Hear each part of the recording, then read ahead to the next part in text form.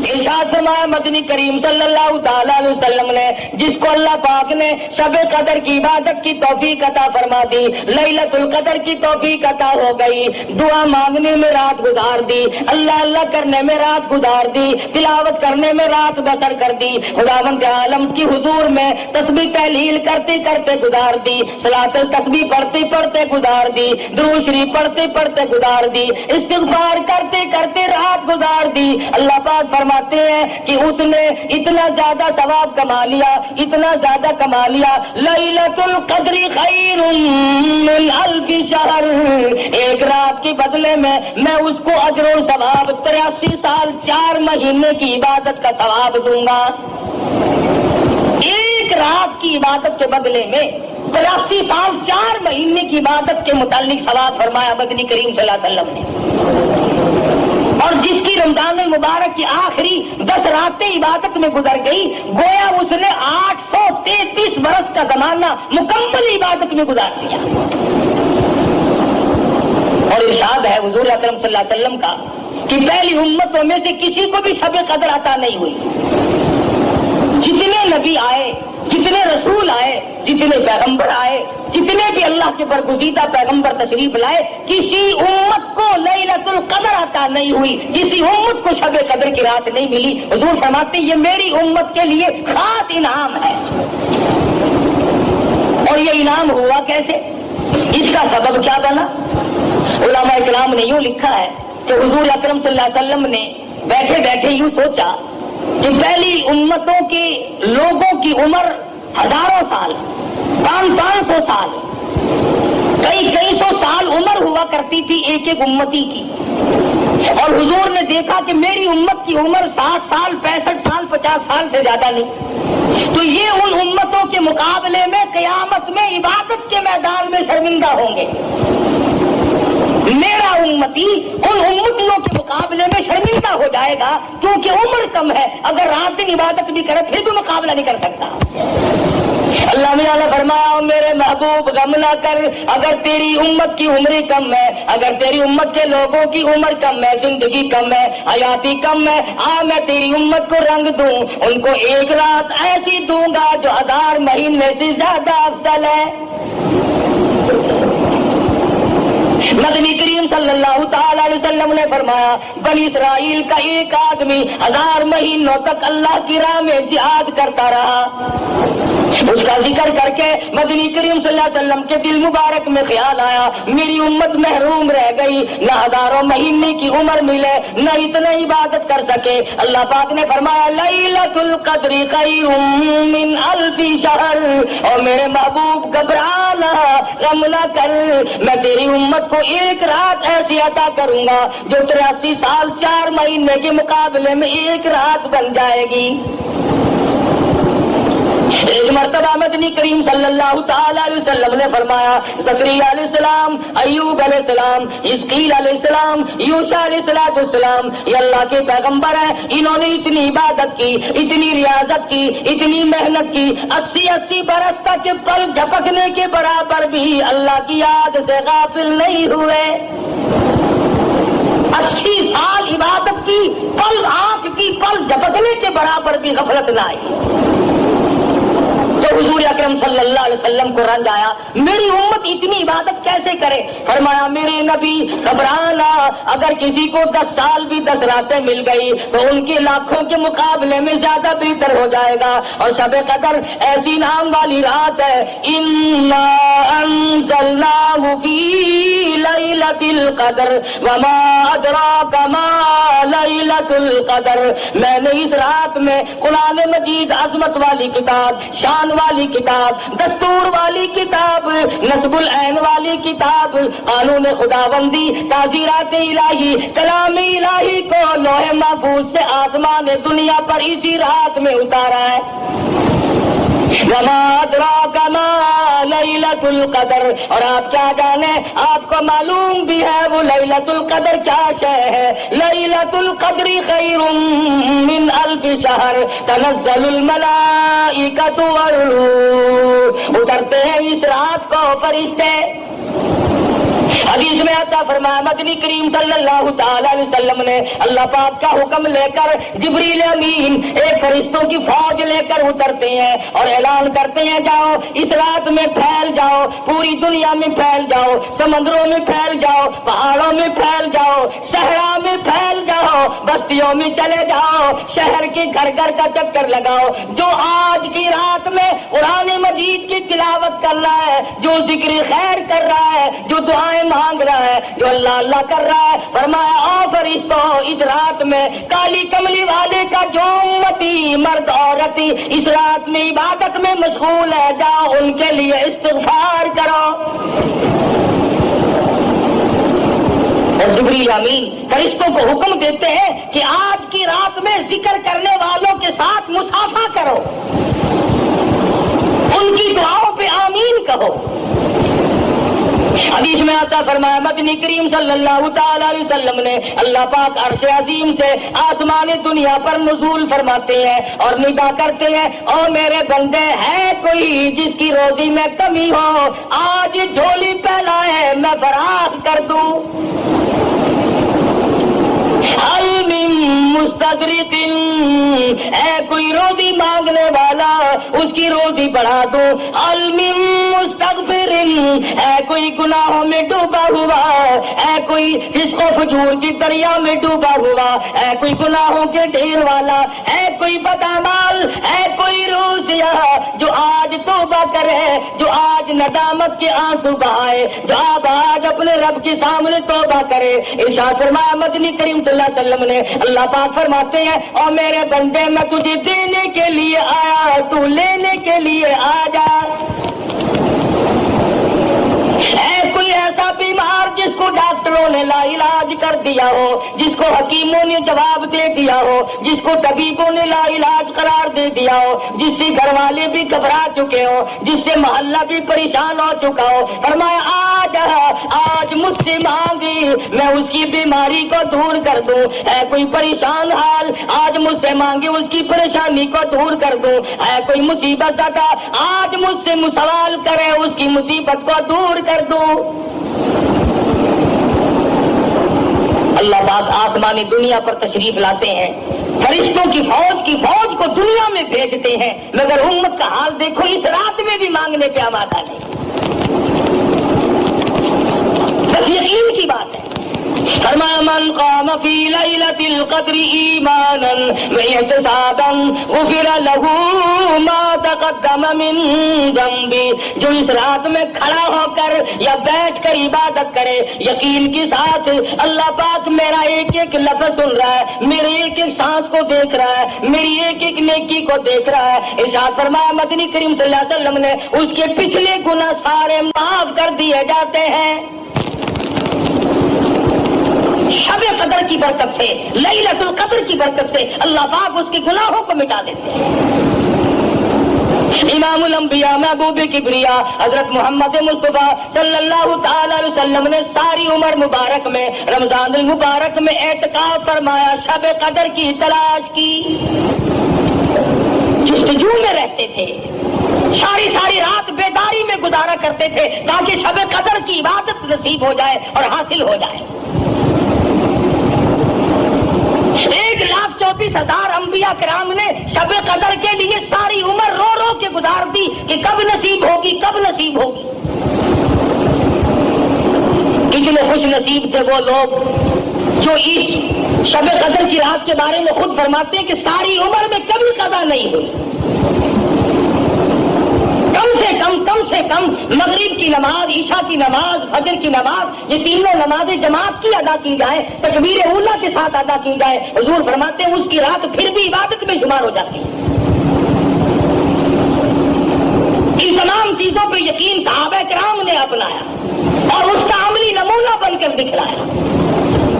ان پر جو مصیبت آئی، جو پریشانی آئی، صحابہ کرام نے خندہ پیشانی کے ساتھ اس کو جھیلا اور برداشت کیا ہے۔ ٹکڑے ہو گئے صحابہ کرام کے، قیمے تو بن گئے مگر حضور کا دامن نہیں چھوڑا۔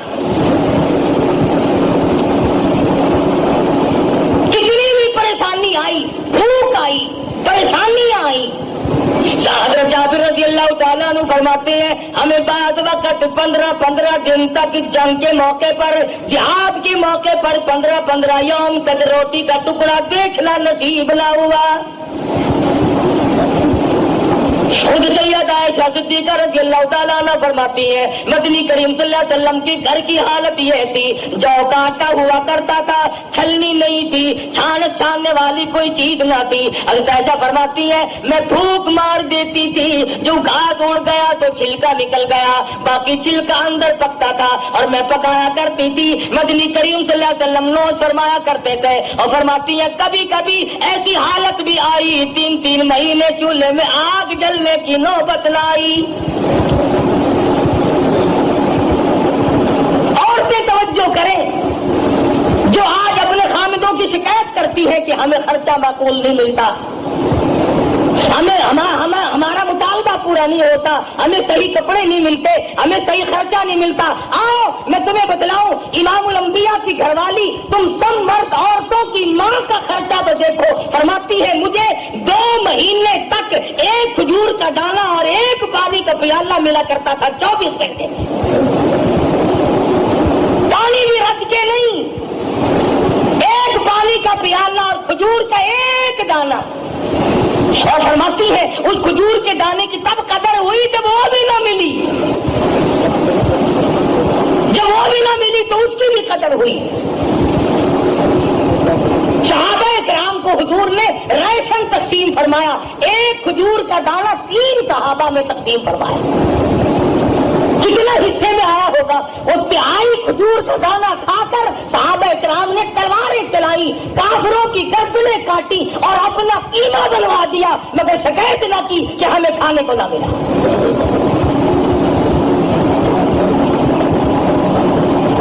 بچے بھوکے تڑپ گئے، خود پیاس سے صحابہ کرام مر گئے، مگر حضور کا دامن چھوڑنے کی نوبت نہ آئی۔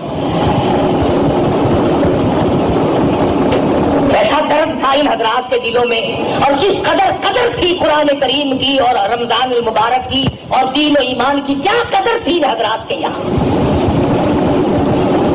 مدینہ منورہ ہے، حضرت ابو ہریرہ رضی اللہ تعالیٰ عنہ بازار میں دوڑے پھرتے ہیں، چکر لگاتے ہیں، اور مدینے والوں چلو مسجد نبی میں حضور کی میراث تقسیم ہو رہی ہے، جائیداد تقسیم ہو رہی ہے، جائیداد بٹ رہی ہے۔ صحابہ کرام دوڑے مسجد نبی میں آئے، آ کے بیٹھ گئے، کوئی قرآن مجید پڑھ رہا تھا، کوئی سن رہا تھا۔ صحابہ کہنے لگا ابو ہریرہ یہاں تو کوئی چیز تقسیم نہیں ہو رہی۔ فرمانے لگے تم نہیں جانتے یہ قرآن کریم مدنی کریم صلی اللہ علیہ وسلم کی جائیداد ہے، یہی حضور کا ترکہ ہے، یہی میراث ہے۔ جس قرآن مجید کو آج ہم برکت والی کتاب نہیں جانتے، آج عظمت والی کتاب نہیں جانتے، جس میں خیر و برکت نہیں مانتے، جس پر عمل کر کے نجات دہندہ نہیں سمجھتے، جس کو آخرت کے لیے کافی نہیں جانتے، فرمایا یہ وہ کتاب ہے وَهَذَا كِتَابٌ أَنزَلْنَاهُ مُبَارَكٌ فَاتَّبِعُوهُ وَاتَّقُوهُ لَعَلَّكُمْ تُرْحَمُونَ۔ یہ وہ کتاب ہے جس کے تابع داری کرنے والے متقی بنے، اور انہی کو اللہ کی رحمت کی چادر نے ڈھانپ لیا۔ تمام صحابہ کرام رمضان المبارک کا شدت سے انتظار کیا کرتے تھے۔ بعض صحابہ کہتے تھے اے کاش 12 مہینے رمضان بن جاتا۔ ہر وقت کی تمنا تھی صحابہ کرام کی کہ موت آئے تو روزے سے آئے، مروں تو روزے سے ہوں۔ ارشاد فرمایا مدنی کریم صلی اللہ تعالیٰ علیہ وسلم نے میدان حشر برپا ہوگا، دنیا مصیبت میں ڈوبی ہوئی ہوگی، کوئی اپنے پسینے میں گھٹنوں تک ڈوبا ہوا، کوئی ناک تک ڈوبا ہوا، کوئی ناک تک ڈوبا ہوا، اور حالت یہ ہوگی یا ایھا الناس اتقوا ربکم ان زلزلۃ الساعۃ شیء عظیم۔ او لوگوں، او انسانوں، او آدمیوں، ڈرو اپنے پروردگار سے جو زمین میں بھوچال مچا دیتا ہے، جو قیامت کی ایسی ہوش ربو گھڑی لا کے تمہارے سامنے کھڑی کر دے گا. یوم ترونہا تذہل کل مرضعۃ عما ارضعت وتضع کل ذات حمل حملہا وتری الناس سکارا وما هم بسکارا ولکن عذاب اللہ شدید. ماں اپنے شیرخوار بچے کو دودھ پیتے بچے کو زمین میں پھینک کے مار دے گی. ایسا خوفناک منظر, ایسی ہوش ربو گھڑی, ایسی تباہی ہوگی. ماں باپ اولاد کے نہیں, اولاد اپنے ماں باپ کے نہیں, بیوی خامند کی نہیں, خامند اپنی بیوی کا نہیں, کوئی شے کسی کے کام نہیں آئے گی. آتا ہے کہ ابراہیم علیہ السلام جیسے پیغمبر گھبرا کے فرمائیں گے لا اسألک غیر ھذا, اور میرے معبود میں اپنی ذات کے سوا کسی کا سوال نہیں کرتا.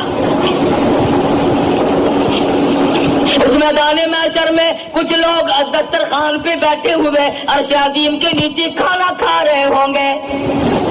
لوگ کہیں گے الہ العالمین, یہ کون لوگ ہیں, یہ کون خوش نصیب ہے جو مصیبت کی گھڑی میں آج اتنی موج کر رہے ہیں, کھانا کھا رہے ہیں, سائے میں بیٹھے ہیں. جواب ملے گا تم یہ روزے رکھا کرتے تھے, تم مکر کیا کرتے تھے, یہ رات کو تراویح پڑھا کرتے تھے, تم فلم دیکھا کرتے تھے, یہ قرآن پڑھا کرتے تھے, تم گیت گایا کرتے تھے. ان کے دلوں میں میں بسا کرتا تھا, تمہارے دلوں میں کنجریاں بسا کرتی تھی. ارشاد فرمایا مدنی کریم صلی اللہ علیہ وسلم نے کچھ لوگ پروں والے گھوڑوں پہ سوار ہو کر میدان حشر میں اڑتے پھریں گے. لوگ کہیں گے الہ العالمین یہ کون خوش نصیب ہے. جواب ملے گا یہ وہ ہیں میرے نام پر, میرے حکم پر بھوکے پیاسے رہا کرتے تھے, پیٹ میں آگ لگ جایا کرتی تھی, منہ میں پانی لے کر گلے کو گھونٹ کر بیٹھ جاتے تھے, کوئی قطرہ اندر نہ چلا جائے. انہوں نے میرے نام پر رمضان کے روزے رکھے, میرے احکام کی پابندی کی, تم نے میرے احکام کو ٹھکرایا, تم نے میرے رمضان کو ٹھکرایا, تم نے میرے قرآن کی بے قدری کی.